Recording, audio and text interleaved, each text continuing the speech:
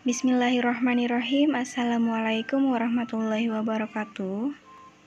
Bagaimana kabarnya teman-teman semua? Semoga semuanya dalam keadaan sehat ya. Pada pertemuan kali ini, kami kelompok 6 akan mempresentasikan materi mengenai fluida dinamis. Namun sebelumnya, izinkan kami untuk memperkenalkan diri.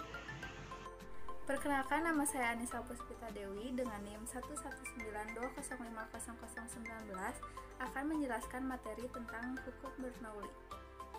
Saya Devi Permatasari. Di sini saya akan menjelaskan beberapa poin mengenai materi fluida dinamis. Perkenalkan, nama saya Febrilianti Fadrin dengan NIM 11920500041 akan menjelaskan materi mengenai penerapan hukum Bernoulli dan viskositas.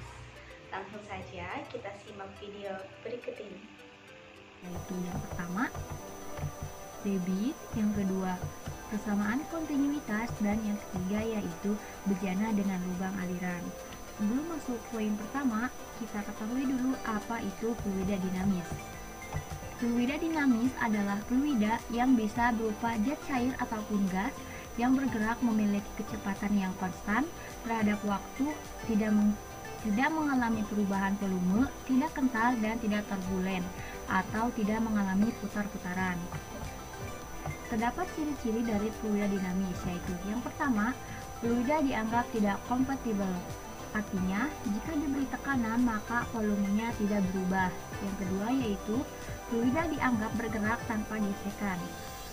Pada saat mengalir, gesekan fluida dengan dinding dapat diabaikan. Yang ketiga yaitu, aliran fluida adalah aliran stasioner, yaitu kecepatan dan arah gerak partikel fluida yang melalui suatu titik tertentu selalu tetap. Keempat, tidak bergantung waktu atau tunak. Artinya, kecepatannya konstan pada titik tertentu dan membentuk aliran laminer atau berlapis. Langsung saja kita masuk ke poin yang pertama, yaitu mengenai debit. Debit aliran adalah besaran yang menunjukkan volume fluida yang mengalir melalui sesuatu penampang setiap satuan waktu. Debit aliran dirumuskan sebagai berikut. Q sama dengan A dikali V atau Q sama dengan V per T. A yaitu luas dengan satuan meter kuadrat, V kecil yaitu kecepatan dengan satuan meter per sekon, Q yaitu debit dengan satuan meter kubik per sekon, V besar yaitu volume dengan satuan meter kubik, T yaitu waktu dengan satuan second. Kita langsung saja masuk ke contoh soal. Jika volume air sebanyak 18 meter kubik keluar dari sebuah pipa dalam 1 menit, berapa liter per detik debit air yang keluar dari pipa tersebut? Untuk penyelesaiannya, diketahui V atau volume sama dengan 18 meter kubik dan waktunya yaitu 1 menit. Karena T ini satuannya second, jadi kita rubah dulu 1 menit ini ke dalam second. Maka 1 menit sama dengan 60 second. Ditanyakan Q ataupun debit. Kita menggunakan rumus Q sama dengan V per T, dengan V yaitu 18 dan T yaitu 60. Maka Q sama dengan 18 per 60.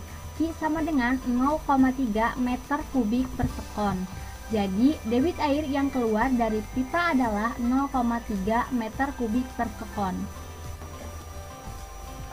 Selanjutnya kita masuk ke poin yang kedua, yaitu persamaan kontinuitas. Persamaan kontinuitas menyatakan bahwa pada fluida yang tidak termampatkan hasil kali antara kelajuan aliran fluida dalam suatu wadah dengan luas penampang wadah selalu konstan. Artinya, debit aliran fluida selalu konstan. Persamaan kontinuitas merupakan kesamaan yang menghubungkan kecepatan fluida di suatu tempat dengan tempat lain. Berdasarkan persamaan kontinuitas, debit fluida pada luas penampang yang berbeda dirumuskan sebagai berikut.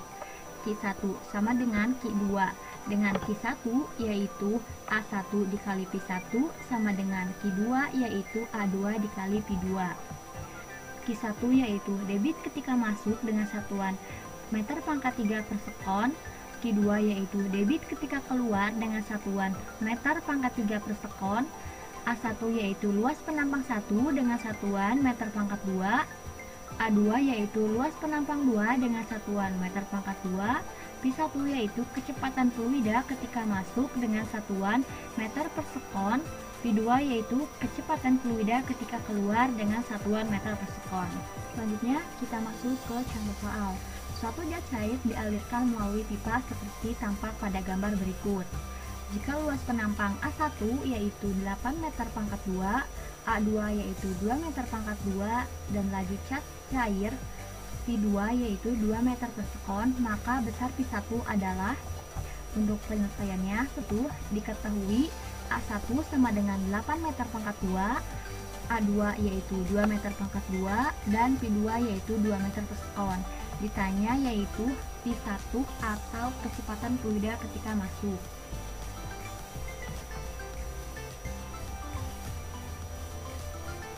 Kita menggunakan rumus yang tadi yaitu Q1 sama dengan Q2. Dengan Q1 yaitu A1 dikali P1, Q2 yaitu A2 dikali P2. A1 yaitu 8 dikali P1 sama dengan A2 yaitu 2 dikali P2 yaitu 2. 8 dikali P1 yaitu 8 P1 sama dengan 2 dikali 2 yaitu 4. 8 ini pindah ruas ke kanan menjadi 4 per 8. 4 per 8 yaitu 0,5. Jadi P1 yaitu 0,5 meter per sekon. Poin selanjutnya yaitu bejana dengan lubang aliran. Kecepatan air pada lubang penyemburan yaitu sama dengan air yang jatuh bebas dari batas ketinggian air. Hingga semakin besar perbedaan ketinggian lubang dengan batas ketinggian air, maka akan semakin cepat juga semburan airnya. Untuk poin ketiga ini terdapat beberapa rumus, yaitu yang pertama, kecepatan semburan air dirumuskan dengan persamaan V sama dengan akar 2G dikali H. Dengan V yaitu kecepatan semburan dengan satuan meter per sekon, G yaitu percepatan gravitasi dengan satuan meter per sekon kuadrat, dan H yaitu tinggi lubang dari permukaan air dengan satuan meter. Rumus yang kedua yaitu waktu yang dibutuhkan semburan air mencapai tanah dirumuskan sebagai T sama dengan akar 2 dikali H2 per G. Dengan T yaitu waktu yang dibutuhkan air mencapai tanah dengan satuan S, G yaitu percepatan gravitasi dengan satuan meter per sekon kuadrat, dan H2 yaitu ketinggian lubang diukur dari permukaan tanah dengan satuan meter. Rumus yang ketiga yaitu jarak jangkauan air dirumuskan sebagai X sama dengan akar 2 dikali H dikali H2. Dengan X yaitu jarak dengan satuan meter, H yaitu tinggi lubang dari permukaan air yaitu dengan satuan meter, dan H2 yaitu ketinggian lubang diukur dari permukaan tanah dengan satuan meter. Kita langsung saja masuk ke contoh soal. Sebuah tabung berisi penuh zat cair. Pada dindingnya sejauh 20 cm dari permukaan atas terdapat lubang kecil sehingga zat cair memancar seperti pada gambar berikut. Besar kecepatan pancaran air tersebut dari lubang kecil jika gravitasi tersebut sebesar 10 meter per sekon kuadrat adalah. Untuk penyelesaiannya, diketahui H sama dengan 20 cm. Kita ubah dulu satuannya menjadi meter, maka ketinggiannya yaitu 0,2 meter. Gravitasinya yaitu sebesar 10 meter per sekon kuadrat. Ditanyakan pi atau kecepatan. Untuk soal yang ini, memakai rumus pi sama dengan akar 2 dikali G dikali H, dengan G-nya yaitu tadi 10 meter per sekon kuadrat dan H-nya yaitu 0,2. Maka pi sama dengan akar 2 dikali 10 dikali 0,2 yaitu akar 4. Akar 4 yaitu 2 meter per sekon. Jadi kecepatan aliran air tersebut sebesar 2 meter per sekon. Materi selanjutnya adalah hukum Bernoulli. Bunyi hukum Bernoulli menurut Daniel Bernoulli, yang pertama, fluida tidak bisa dimanfaatkan atau istilah lainnya incompressible dan non-viscous. Kedua, Tidak ada kehilangan energi akibat gesekan antara fluida dan dinding pipa. Ketiga, tidak ada energi panas yang ditransfer melintasi batas-batas pipa untuk cairan, baik sebagai keuntungan atau kerugian panas. Keempat, tidak ada pompa di bagian pipa. Kelima, aliran fluida laminar atau bersifat tetap. Apa itu hukum Bernoulli? Hukum Bernoulli merupakan sebuah hukum yang menjelaskan besar kecilnya tekanan dari fluida yang bergerak seperti halnya udara, dan akan berkurang ketika fluida tersebut bergerak lebih cepat. Hukum ini hanya diterapkan pada zat cair yang mengalir dengan kecepatan berbeda-beda dalam suatu pipa. Persamaan Bernoulli berhubungan dengan tekanan, kecepatan, dan ketinggian dari dua titik aliran fluida dengan massa jenis tertentu. Persamaan ini berdasarkan kekekalan energi mekanik dan tekanan, di mana tekanan ditambah energi kinetik ditambah energi potensial sama dengan konstan. Sehingga persamaan hukum Bernoulli-nya P1 ditambah setengah rho 1 kuadrat ditambah rho dikali G dikali H1 sama dengan P2 ditambah 1/2 rho 2 kuadrat ditambah rho dikali G dikali H2. Untuk grafiknya atau gambarnya bisa dilihat pada layar dengan keterangan P adalah tekanan pada ujung pipa, rho adalah massa jenis fluida, V adalah kecepatan aliran fluida, H ketinggian, dan G adalah percepatan gravitasi. Selanjutnya ada penerapan hukum Bernoulli. Yang pertama, diterapkan pada gaya angkat pesawat. Mengapa pesawat bisa terbang? Pesawat terbang dapat terangkat ke atas karena kelajuan udara yang melalui sayap pesawat bagian sisi atas lebih besar daripada bagian sisi bawah. Karena pada penampang sayap pesawat terbang, bagian belakang lebih datar dan sisi bagian atas lebih melengkung daripada bagian bawahnya.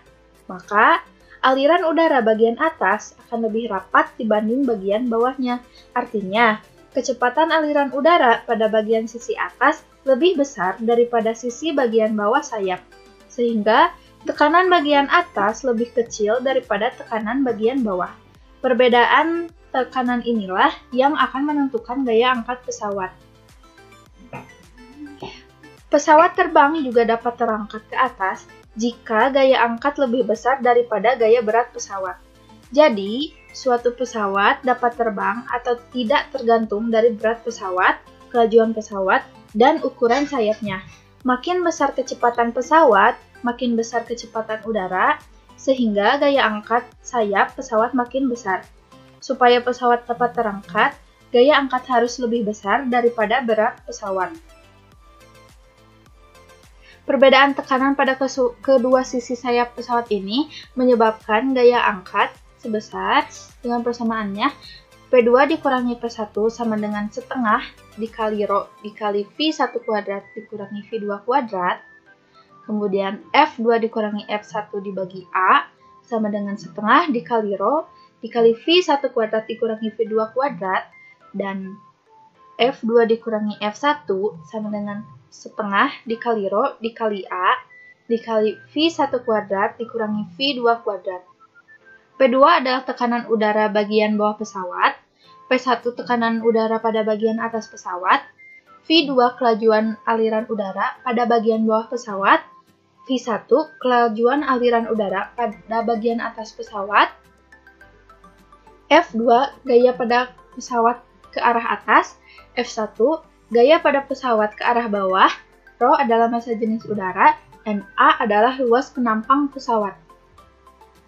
Agar pesawat dapat terangkat ke atas, gaya angkat pesawat harus lebih besar daripada berat pesawat, yaitu F2 dikurangi F1 harus lebih besar dari M dikali G. Jika pesawat akan melayang dengan ketinggian tetap, gaya angkat pesawat harus sama dengan gaya berat pesawat, yaitu F2 dikurangi F1 sama dengan M dikali G. Contoh soal. Sebuah penampung air yang cukup besar memiliki ketinggian permukaan air 70 cm dari dasar penampung air. Ternyata, penampung air tersebut memiliki lubang pada dasarnya karena sudah termakan usia. Berapa besar kecepatan aliran air pada lubang tersebut? Penyelesaiannya diketahui H1-nya 70 cm, kita ubah ke dalam meter menjadi 0,7 meter, P1 sama dengan P2, V1 sama dengan 0, Rho air atau massa jenis air sama dengan 1000 kg kubik. G sama dengan 10 meter per S kuadrat. Yang ditanyakan, berapa besar kecepatan aliran air pada lubang tersebut atau V2 sama dengan berapa? Langkah pertama, kita akan menuliskan persamaan hukum Bernoulli terlebih dahulu, kemudian kita substitusikan yang ada di soal ke dalam persamaan ini. Karena P1 sama dengan P2, maka kita coret saja menjadi Rho dikali G dikali H1-nya 0,7 meter sama dengan setengah dikali Rho dikali V2 kuadrat.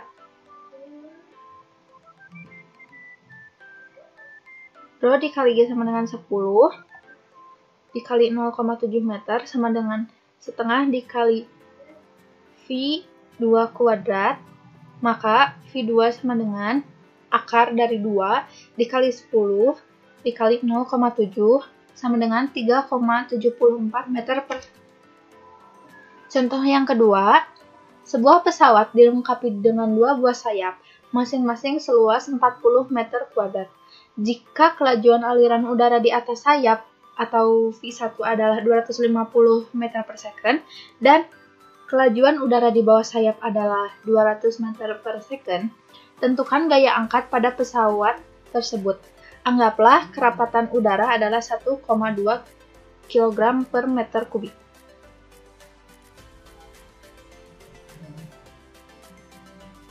Jawabannya, kita akan memakai rumus F2 dikurangi F1 sama dengan setengah dikali Rho dikali A dikali V1 kuadrat dikurangi V2 kuadrat.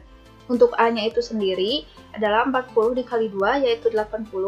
Rho adalah 1,2, V1-nya 250, V2-nya 200. Maka F2 dikurangi F1 sama dengan setengah dikali 1,2 dikali 80 dikali 250 kuadrat dikurangi 200 kuadrat. Hasilnya 1.080.000 N atau 1080 km. Oke, kita masuk ke materi selanjutnya yaitu penerapan hukum Bernoulli. Ada beberapa peralatan yang menerapkan hukum Bernoulli. Yang pertama, parfum dan obat nyamuk semprot. Pada saat kita menekan parfum ke bawah, cairan bagian bawah akan bergerak dengan kelajuan rendah. Akibatnya, tekanannya di cairan bagian bawah akan semakin tinggi. Hal tersebut mampu mendorong cairan untuk bergerak ke atas melalui selang parfum yang berukuran kecil. Saat sampai di atas selang, udara di bagian pengisap akan keluar bersamaan dengan semburan parfum. Seperti itu. Kemudian yang kedua ada pipa venturimeter. Pipa venturimeter adalah alat yang digunakan untuk mengukur kelajuan aliran zat cair. Alat ini didesain berbentuk pipa yang mengalami penyempitan diameter. Berdasarkan ada tidaknya alat pengukur tekanan, venturimeter itu dibedakan menjadi dua, yaitu venturimeter tanpa manometer dan venturimeter dengan manometer. Rumus kecepatan pada penampang pipa 1 dapat kita cari dengan akar 2 dikali gravitasi dikali perbedaan tinggi cairan pipa kecil di atas venturimeter dibagi dengan luas penampang pipa 1 per luas penampang pipa 2 kuadrat dikurangi 1. Kemudian, kecepatan pada penampang pipa 2 dapat kita cari dengan akar 2 dikali gravitasi dikali perbedaan tinggi dibagi 1 dikurangi luas penampang pipa 2 per luas penampang pipa 1 kuadrat. Nah, bisa teman-teman lihat di sini sudah ada keterangan dan satuannya. Kemudian yang ketiga, tabung pilot. Tabung pilot adalah alat yang digunakan untuk mengukur kelajuan gas di dalam pipa. dapat kita rumuskan untuk mencari laju aliran gas sama dengan akar 2 dikali gravitasi dikali massa jenis cairan manometer dikali dengan selisih ketinggian antara dua kolom cairan manometer dibagi dengan massa jenis gas yang mengalir. Kemudian kita masuk ke materi viskositas. Secara umum, yang dimaksud dengan viskositas atau kekentalan adalah gesekan yang terjadi pada zat cair karena adanya gaya kohesi. Viskositas atau kekentalan juga terjadi pada gas sebagai hasil tumbukan antara molekul-molekul gas. Ada beberapa faktor yang memengaruhi viskositas. Yang pertama yaitu tekanan. Semakin besar tekanan suatu zat cair, maka viskositas atau kekentalan zat cair pun akan semakin naik. Namun, pada gas, viskositas atau kekentalan tidak dipengaruhi oleh tekanan. Kemudian yang kedua, suhu atau temperatur. Semakin tinggi suhu atau temperatur suatu zat cair, maka viskositas atau kekentalan zat cair pun akan semakin turun. Adapun pada gas, viskositas atau kekentalan akan naik seiring dengan naiknya suhu atau temperatur. Kemudian yang ketiga ada kehadiran zat lain. Penambahan zat tertentu dapat menaikkan atau menurunkan viskositas suatu zat cair. Yang keempat, berat molekul. Semakin berat molekul, maka viskositas atau kekentalan suatu zat cair juga akan semakin naik. Yang kelima, kekuatan antar molekul. Viskositas atau kekentalan suatu zat cair seperti air akan semakin naik seiring dengan adanya ikatan hidrogen yang terkandung di dalamnya. Kemudian yang keenam, konsentrasi larutan.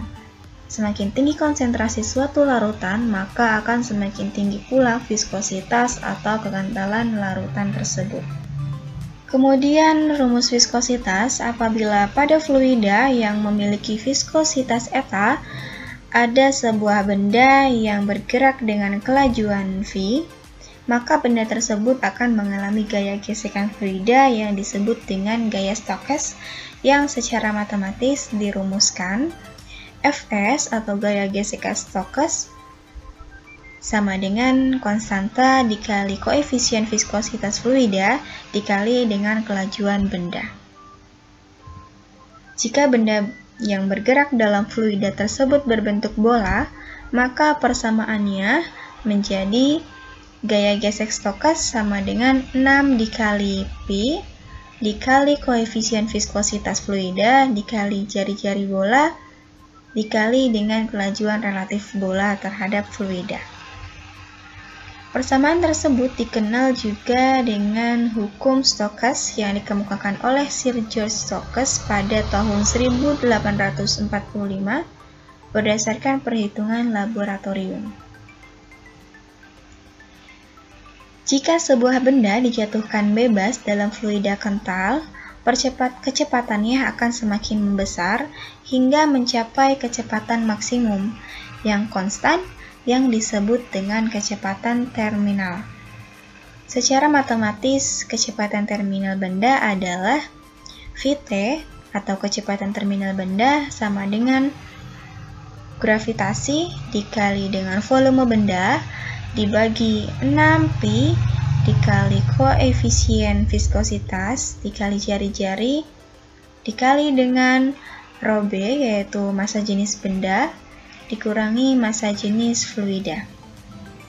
Sedangkan kecepatan terminal untuk benda yang berbentuk bola itu dapat dirumuskan kecepatan terminal bola sama dengan 2 dikali jari-jari kuadrat dikali gravitasi dibagi 9 dikali koefisien viskositas dikali dengan massa jenis bola dikurangi massa jenis fluida.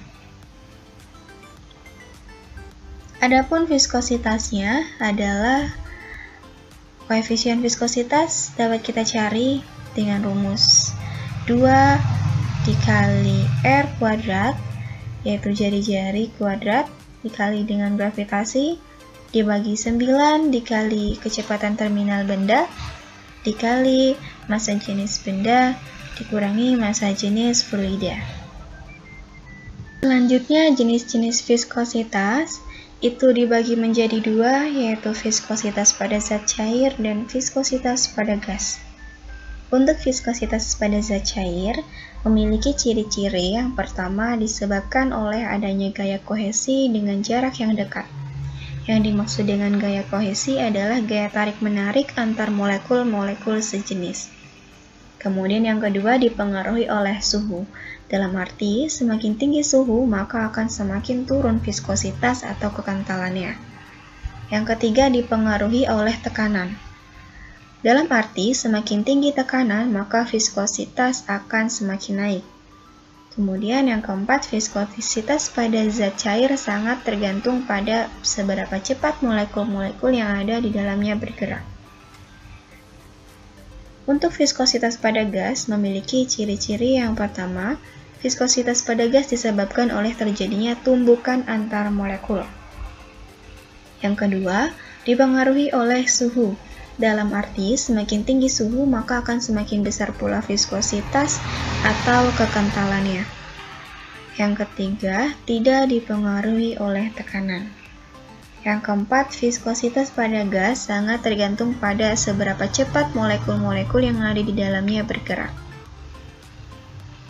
Oke, selanjutnya kita masuk ke contoh soal.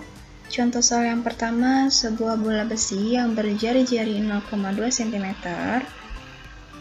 dengan massa jenis benda 500 kg per meter kubik, massa jenis fluida 900 kg per meter kubik dijatuhkan ke dalam sebuah drum yang berisi minyak. Jika koefisien viskositas minyak itu sebesar 11 dikali 10 pangkat min 2 kg per ms, maka hitunglah kecepatan terminalnya. Nah, kita tulis dulu, diketahui jari-jari sama dengan 0,2 cm, kita ubah menjadi meter, menjadi 2 dikali 10 pangkat min 3 meter. Kemudian massa jenis fluida sama dengan 900 kg per meter kubik, dan massa jenis benda sama dengan 5000 kg per meter kubik. Kemudian ada koefisien viskositas 11 dikali 10 pangkat min 2 kg per ms. Yang ditanyakan adalah kecepatan terminal atau Vt. Dapat kita cari dengan rumus Vt sama dengan 2 dikali R kuadrat dikali gravitasi per 9 dikali koefisien viskositas dikali dengan massa jenis benda dikurangi massa jenis fluida. Kemudian kita substitusikan 2 dikali 10 pangkat min 3 kuadrat dikali 10 per 9 dikali 11 kali 10 pangkat min 2 dikali dengan massa jenis bendanya adalah 5000 dikurangi 900, yaitu massa jenis fluida, sehingga kita operasikan didapat kecepatan terminal sama dengan 0,165 meter per second. Jadi, kecepatan terminalnya adalah 0,165 meter per second. Kemudian soal yang kedua, sebuah benda berbentuk bulat jatuh ke kolam dan tenggelam ke dasar kolam. Benda tersebut mengalami hambatan 4,7 dikali 10 pangkat min 5 Newton. Jika jari-jari benda 4 cm, maka kelajuan benda saat tenggelam adalah diketahui, yaitu Fs sama dengan 4,7 dikali 10 pangkat min 5 Newton. Kemudian jari-jarinya adalah 4, yaitu 4 dikali 10 pangkat min 2 meter, dan koefisiennya 1,8 dikali 10 pangkat min 5 kg per ms, dan V-nya adalah 3,14. Kemudian yang ditanyanya adalah kelajuan benda saat tenggelam. Dapat kita cari dengan rumus V sama dengan Fs per 6 dikali Pi dikali dengan koefisien dikali dengan jari-jari. Kemudian kita masukkan, kebetulan nilainya sudah ada, kita substitusikan nilainya. Fs itu 4,7 dikali 10 pangkat min 5 Newton dibagi dengan 6 dikali Pi 3,14 dikali 1,8 kali 10 pangkat min 5 dikali 4 kali 10 pangkat min 2. Kemudian didapat 4,7 dikali 10 pangkat min 5 dibagi 135,7 dikali 10 pangkat min 7. Sehingga didapat V sama dengan 3,47 meter per sekon. Jadi, kelajuan benda saat tenggelam adalah sebesar 3,47 meter per sekon. Mungkin itu saja materi yang dapat kami sampaikan. Kurang dan lebihnya mohon dimaafkan. Billahi taufik wal hidayah. Wassalamualaikum warahmatullahi wabarakatuh.